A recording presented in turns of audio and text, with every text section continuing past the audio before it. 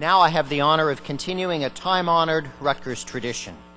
As the State University of New Jersey, we present each newly elected governor with an honorary degree.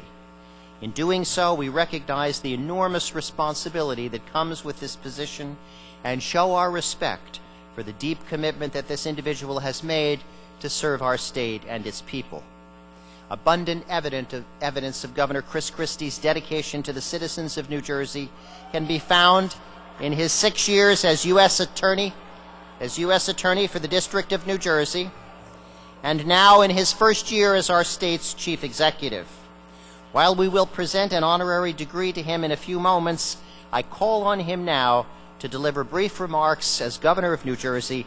I'm pleased to introduce the 55th Governor of the State of New Jersey, the Honorable Chris Christie.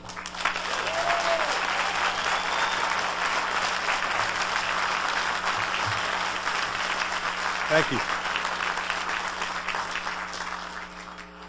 Thank you. Thank you, first and foremost, to the graduates of the class of 2010. I want to congratulate you on your achievement. I come to you today feeling a little old. Last night I went to my 30th high school reunion, and so it's good to see young people again. It reminds me of the fact that it wasn't so many years ago, at least, that I sat where you are sitting, and I honor you for your achievements. To President McCormick and the members of the Board of Governors, the members of the Board of Trustees, and the family and friends and honored guests of the graduates who are here today. A lot of life goes along a well-defined path. There's a clear beginning and a middle and an end. And then you get the reward you were after. College is like that. But there's another part at the end of the path that nobody talks about much. When you get to the goal, especially when it's a big, important goal like this one today, when you get to the finish, you have a sense of relief and a rightful sense of freedom. You're out from under one set of rules, and now you get to make your own. Most of you probably feel that right now. But feeling like you're free and really being free are very different things. What I want to talk to you about is just that, about making sure you have taken the blinders off and know what it means to really be free. Education is the key to the kind of freedom that I'm talking about, because your education did more than inform you about a particular topic, and it did more than teach you how to think. Without it ever being stated explicitly, your education established a personal inventory of what's important to you. There wasn't a great deal of planning. It was just the result of what you saw in front of you day after day. It just happens.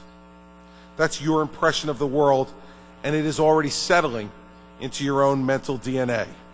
So I say to you today, be careful, because the possibilities that you can see right now are only a few degrees in the great arc of your future. If you imagine that your outlook in this moment is the pinnacle, that this is as big as the menu of your life can get, then unfortunately the blinders are already on. Your education may in fact be the platform of everything you do, but then again, it might not. Graduating from college is a significant accomplishment, but it is one accomplishment in one direction, often in one discipline. That can be the basis of everything else you do, or it can be one step in one direction in a life filled with different achievements in all kinds of realms.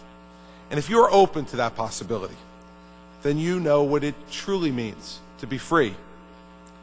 Because to be free is to know that at any time in life, you can choose any direction, any new goal. Or you can simply appreciate the beauty of the world and the smooth lines of a life well lived. This first step does not have to determine any of those that come next. I hope that as your life unfolds, you will be open to whatever might come along for you.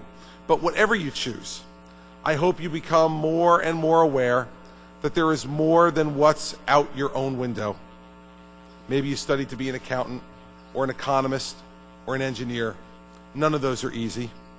Congratulations, and you should celebrate today. But don't let it define who you might want to be tomorrow. One of the greatest guitar players in the world, a man in Nashville, Tennessee named John Knowles, walked through lines of a few commencements just like this one until he got all the way to his PhD. But his PhD wasn't in music, it was in physics. Dr. Knowles performed in physics for about 10 years. It was the 1960s, and he was designing the first calculators. But he had other things in his life that he enjoyed. So he quit his job as a senior engineer so he could pursue something else. He figured out that he loved something else more than he loved physics, and that was playing the guitar.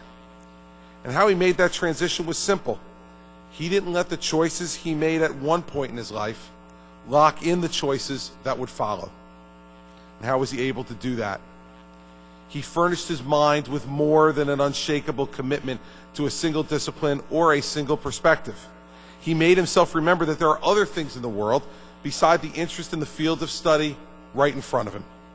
And he kept himself open to the possibility that someday one of those things might become more important to him than the choice of education that he made as a very young man. Dr. Knowles is almost 70 now.